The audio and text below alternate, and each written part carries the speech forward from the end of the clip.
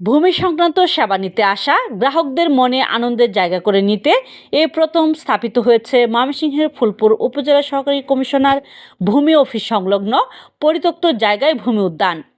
ভিতরে রয়েছে চলা রাস্তা, রাস্তার উপর দৃষ্টিনন্দন গেট, বিভিন্ন ফুল গাছের বাগান, মিনি পুকুর, বসার জায়গা, পাখিদের জন্য গাছের ডালে বাসস্থান সহ পরিত্যক্ত একটি বিল্ডিংকে রং তুলির মাধ্যমে ঐতিহাসিক বিল্ডিংয়ের রূপ দিয়ে মনোরম পরিবেশের সৃষ্টি করার লক্ষ্য ছিল দুই কর্মকর্তার।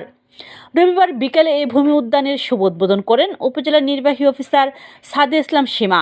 এ সময় উপস্থিত ছিলেন নালিতাবাড়ী উপজেলার নির্বাহী অফিসার, ফুলপুরের সাবেক এসিলেন্ট ফারজানা আক্তার ববি, ভূমি উদ্যান পরিকল্পনা ও বাস্তবায়নকারী এসিলেন্ট মেহেদী হাসান ফারুক, ফুলপুর থানা অফিসার ইনচার্জ আব্দুল হাদি, সমাজসেবা অফিসার শিহাবুদ্দিন খান, কৃষি অফিসার ফারুক আহমেদ, মহিলা বিষয়ক কর্মকর্তা আরমানা হক, বিভিন্ন দপ্তরের কর্মকর্তা কর্মচারী, রাজনৈতিক ও সাংবাদিক সহ গণ্যমান্য ব্যক্তিবর্গ।